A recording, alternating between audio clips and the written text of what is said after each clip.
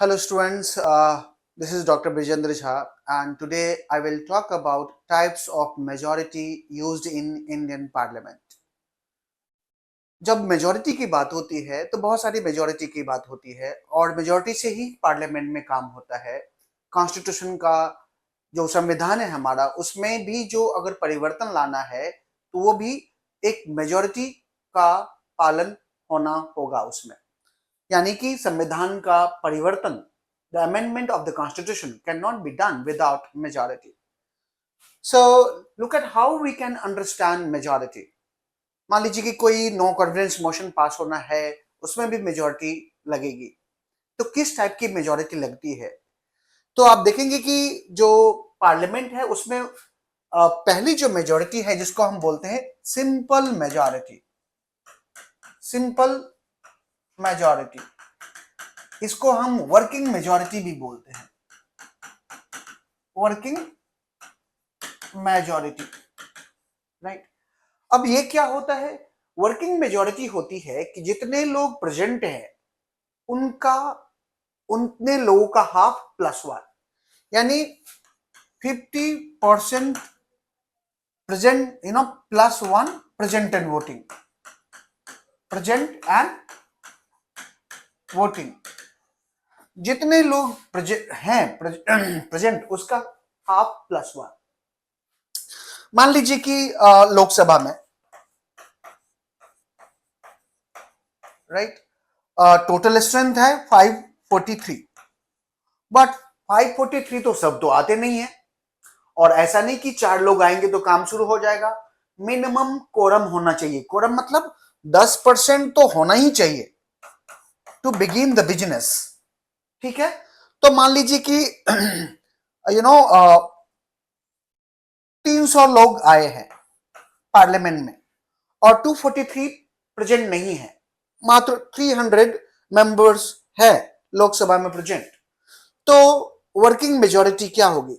Working majority होगी 300/2 plus 1, यानी 151 would be the working majority in the Lok Sabha. अच्छा, ये मेजॉरिटी लगती कहां है? राइट, ये कॉन्स्टिट्यूशनल अमेंडमेंट में भी लगती है और सिंपल लॉ पास करने में भी यही मेजॉरिटी लगती है। मान लीजिए मनी बिल पास करना है तो यही मेजॉरिटी लगेगी, या आपको सिटीजनशिप अमेंडमेंट करना है संविधान में तो भी यही मेजॉरिटी लगेगी, यानी कोरम चेंज करना है पार्लियामेंट को तो यही मेजॉरिटी लगेगी।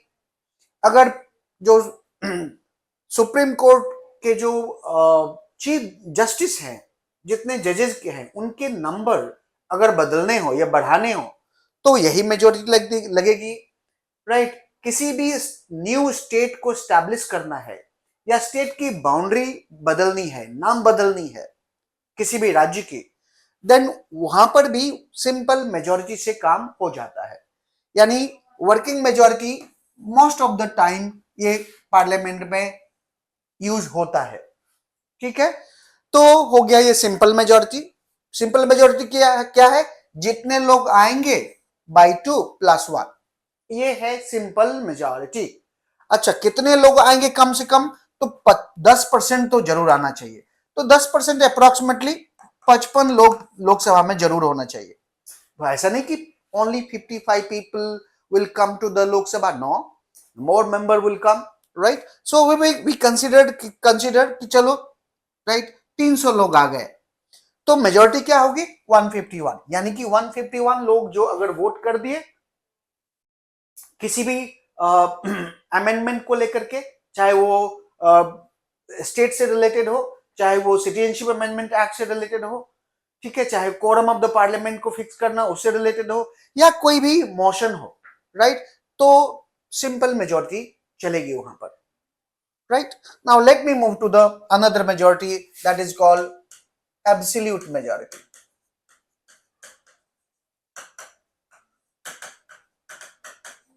एब्सोल्यूट मेजॉरिटी मतलब है कि टोटल जितना स्ट्रेंथ है डिवाइडेड बाई 2 प्लस 1, यानी कि 50% of the total strength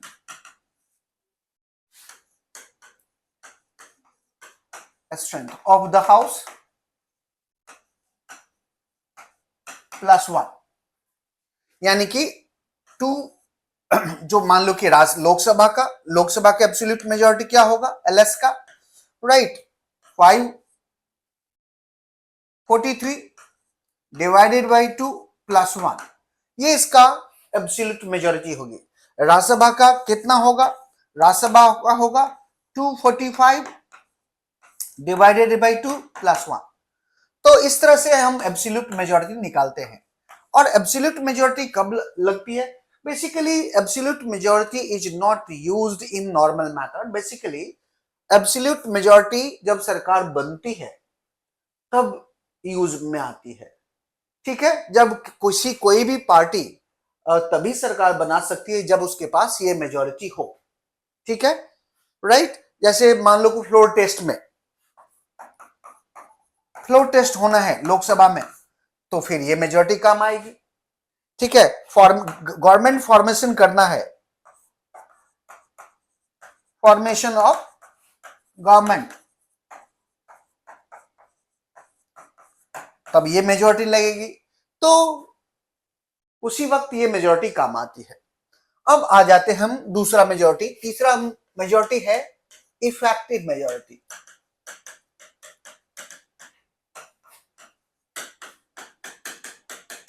effective majority, अच्छा, ये इफेक्टिव मेजोरिटी क्या होता है? इफेक्टिव मेजोरिटी होता है टोटल स्ट्रेंथ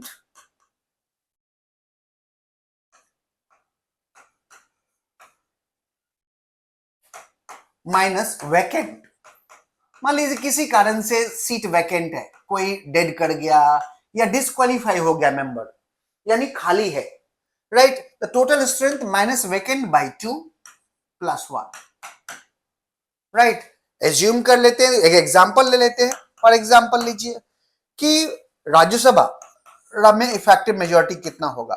एक एजम्पशन ले लेते हैं कि टोटल स्ट्रेंथ है 243, बट 43 सीट्स आर वैकेंट, तो हम 43 लेस कर देंगे, इसमें डिवाइड कर देंगे, तो कितना हो गया, 101 इसका इफेक्टिव मेजोरिटी हो गया। आ जाइए लोकसभा को ले लेते हैं। लोकसभा में इफेक्टिव मेजोरिटी कितनी होगी? मान लीजिए कि टोटल स्ट्रेंथ है 543, राइट, और इसमें 43 लोग ने वैकेंट है। हम अपने कैलकुलेशन के लिए आसान सा ले लेते हैं, एजम्पशन है, तो ऐसा लो कि भाई आसान पड़े। तो 543 टोटल स्ट्रेंथ है और 43 एब्सेंट है, ठीक है। तो हम डिवाइड कर देते हैं, कितना, इसको डिवाइड कर देते हैं 2 से, तो कितना हो जाएगा, 251 हो गया हमारा इफेक्टिव मेजोरिटी, ठीक है। तो इस तरह से इफेक्टिव मेजोरिटी लगती है। राज्यसभा में अगर हम देखेंगे तो यहां पर मैंने 243 हमने जम्पशन किया है बेसिकली कि 243 टोटल है, 43 नहीं है, राइट। अच्छा, ये इफेक्टिव मेजोरिटी कब लगती है? इफेक्टिव मेजोरिटी तब लगती है जब रिमूवल करना हो मतलब स्पीकर का लोकसभा में, राइट, या जो चेयरपर्सन है राज्यसभा के उनको रिमूव करना हो, डिप्टी चेयरमैन है राज्यसभा का उनको रिमूव करना हो, डिप्टी स्पीकर है उनको रिमूव करना हो, तब ये इफेक्टिव मेजोरिटी काम में आता है, राइट, पार्लियामेंट के अंदर। तो हमने 3 मेजोरिटी देखी अभी तक। एक है सिंपल मेजोरिटी, दूसरा है एब्सोल्यूट मेजोरिटी, थर्ड है इफेक्टिव मेजोरिटी, फोर्थ है स्पेशल मेजोरिटी।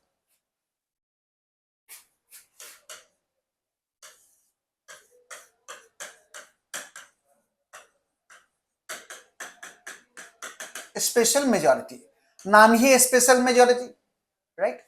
तो स्पेशल मेजोरिटी यूज होती है कॉन्स्टिट्यूशनल अमेंडमेंट एक्ट में। हमेशा ध्यान रखिएगा कि special majority is used in the constitutional amendment, but और भी जगह ये स्पेशल मेजोरिटी यूज होती है। तो बहुत तरीके के स्पेशल मेजोरिटी इंडियन कॉन्स्टिट्यूशन बात करता है। तो यहां पर भी बहुत तरीके का स्पेशल मेजोरिटी है। हम देखते हैं कि कौन कौन से स्पेशल मेजोरिटी हम यहां पर देख पाते हैं। तो पहला हम देखते हैं कि मैंने पहला वही बात करते हैं, आर्टिकल 368 जो पार्लियामेंट को यह पावर देता है कि आप कॉन्स्टिट्यूशन को अमेंड कर सकते हैं। तो special majority special majority according to article 368, right. अब आर्टिकल 368 क्या है? आर्टिकल 368 कॉन्स्टिट्यूशनल अमेंडमेंट की बातें करता है, यानी कॉन्स्टिट्यूशन में कुछ ऐसी बातें हैं, अगर आप उसको बदलना चाहते हैं, जैसे कि फंडामेंटल राइट्स, जैसे कि डीपीएसपी, इन सब चीजों में अगर बदलाव लाएंगे तो आपको स्पेशल मेजोरिटी की जरूरत पड़ेगी। अच्छा, स्पेशल मेजोरिटी में क्या है? तो यहां पर दो बातें रखनी है आपको। एक तो 50% ऑफ द टोटल से कम नहीं होना चाहिए, राइट? ठीक है, यानी majority of 50% of the total, majority of the total 50% of the total. दूसरी बात कि जितने लोग 2/3 एंड प्रेजेंट वोटिंग है वो भी होना चाहिए। 2/3 प्रेजेंट एंड वोटिंग, ये भी होना चाहिए। ये दोनों मिलाकर के तब ये स्पेशल मेजोरिटी होगी, यानी majority of the 50% of the total, जो हमने एब्सोल्यूट मेजोरिटी देखा था, वो भी होना चाहिए, प्लस 2/3 प्रेजेंट एंड वोटिंग भी होना चाहिए कम से कम, राइट? उससे ज्यादा हो सकता है, तो ये आप अमेंड कर सकते हैं। अच्छा, ये कहां यूज होता है special majority? Right, constitutional amendment act में, right? It is used in the constitutional amendment, right? Like fundamental right or DPSP, right?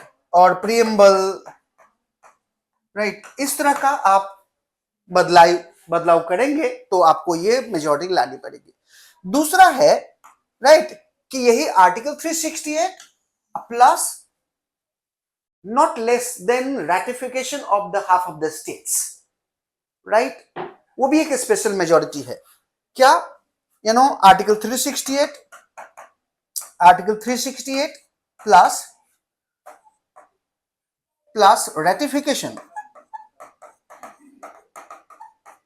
ratification of not less than half of states,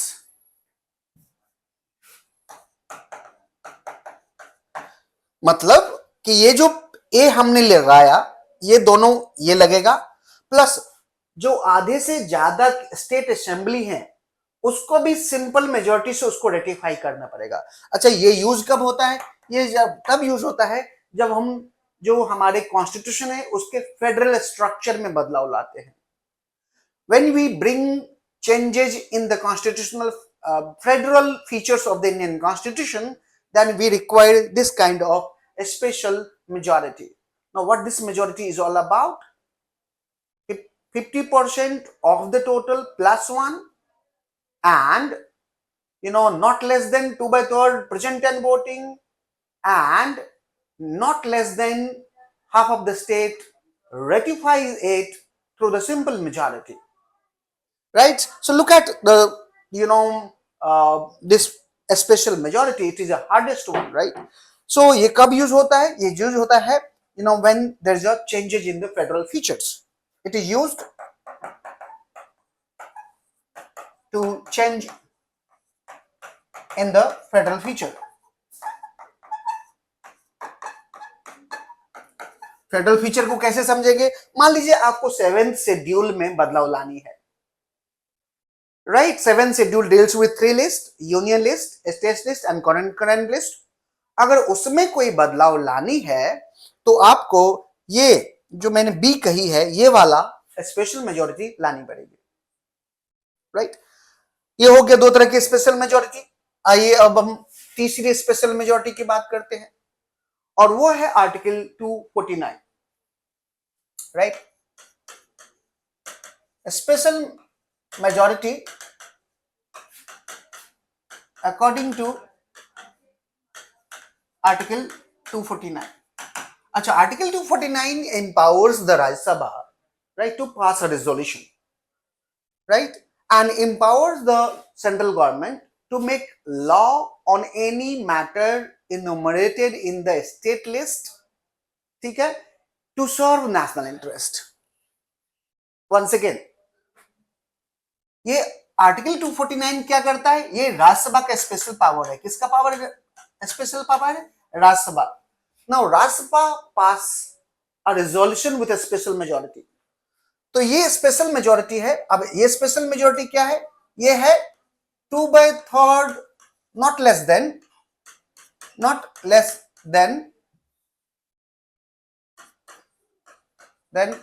2/3, present and voting. Present and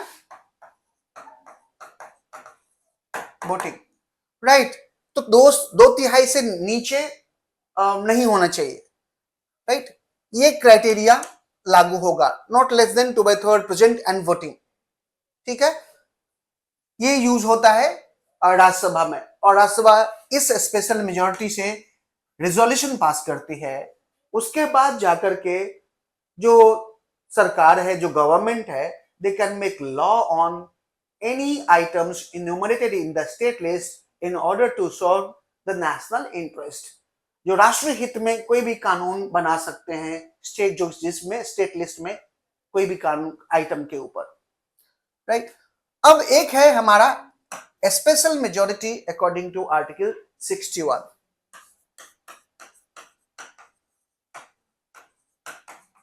special majority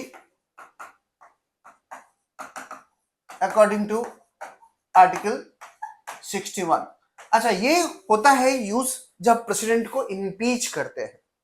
when president of India is impeached, then special majority is applied. Now what kind of special majority is applied at the time of impeachment? Now that is 2/3 of the total, right. So इससे कम नहीं होना चाहिए. 2/3 of the total, right, होना चाहिए at least, और मोर ज्यादा हो सकता है, राइट, ठीक है. और ये कब होता है? ये होता है, it is used for the impeachment of the president of India. It is used for the impeachment of the president of India.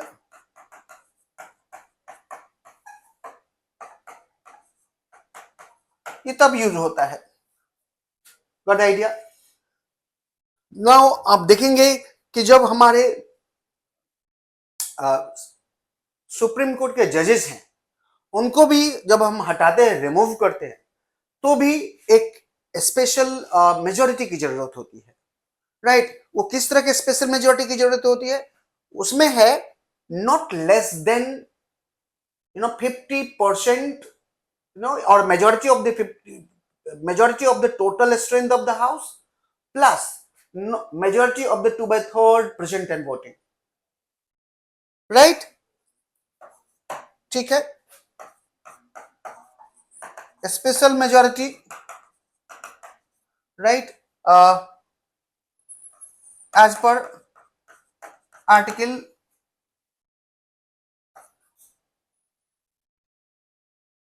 217 and 124, right? 124 clause 2 and article 217 clause 2. अब यहां पर किस तरह से यूज होता है? ये पर यूज होता है 50% ऑफ द टोटल, यानी इससे कम नहीं होना चाहिए, not less than, right, majority 50% of the total, और plus majority of 2/3 present and voting. 2/3 present and voting, यानी जितने लोग प्रेजेंट हैं उसमें 2/3 से ज्यादा लोग सहमति दें उसको, right? So look at this kind of special majority is used in Indian Parliament for various things, right? So we talked about several methods here, right? Several types of majority. Let me briefly talk about majority. Majority कब use होता है parliament में? कोई भी काम में parliament में करना है तो आपको मेजोरिटी चाहिए, चाहे सरकार बनानी हो, चाहे नो कॉन्फिडेंस मोशन पास करना हो, चाहे वो मनी बिल पास करना हो, चाहे ऑर्डिनरी बिल पास करना हो, ठीक है, एक मेजोरिटी चाहिए। तो कितने तरह की मेजोरिटी होती है? एक होता है सिंपल मेजोरिटी। सिंपल मेजोरिटी मतलब होता है 50% of the present and voting. जितने लोग आ गए हैं उनके आधे से एक ज्यादा, राइट। मान लीजिए कि लोकसभा का स्ट्रेंथ 543 है और 300 लोग आ गए, तो यानी 150 आधा हो गए +1। ये तब यूज होता है जब स्पीकर, डिप्टी स्पीकर या चेयरमैन है या डिप्टी चेयरमैन है राज्यसभा को, उनको हटाना हो, तब ये यूज होता है। उसके बाद आ जाओ स्पेशल मेजोरिटी। स्पेशल मेजोरिटी अलग अलग कामों में यूज होता है। एक होता है कॉन्स्टिट्यूशनल अमेंडमेंट में, आर्टिकल 368 के कहता है कि स्पेशल मेजोरिटी कितनी होगी? Majority of the 50% of the total and 22/3 members present and voting, ठीक है। जैसे आपको डीपीएसपी में अमेंडमेंट करना है या फंडामेंटल राइट में बदलाव लाना है कॉन्स्टिट्यूशन के द्वारा, कॉन्स्टिट्यूशन में, तो ये मेजोरिटी लगेगी। उसके बाद क्या है, अगर फेडरल मैटर में कोई बदलाव लाना है, 7th लिस्ट में कोई बदलाव लाना है, राइट, तो आपको क्या चाहिए? ऊपर वाला तो चाहिए ही चाहिए, प्लस रेटिफिकेशन चाहिए, नॉट राइट। आधा स्टेट से ज्यादा राज्य, right, more than half of the states must ratify it by a simple majority. Now look at then special majority according to article 249, 2/3 member of present and voting, right. Then special majority according to article 61, 2/3 of the total होता है ये, ठीक है। और फिर जो होता है, राइट, जब हम जजेस की बात करते हैं तो 50% of the total plus at least and then plus and then 2/3 present and voting, उसका भी मेजोरिटी चाहिए, majority of the 2/3 and present and voting. So look at these are the types of majority which is used in Indian Parliament. I hope it will help you in understanding the types of majority which is used in Indian Parliament. Thank you. See you sometime.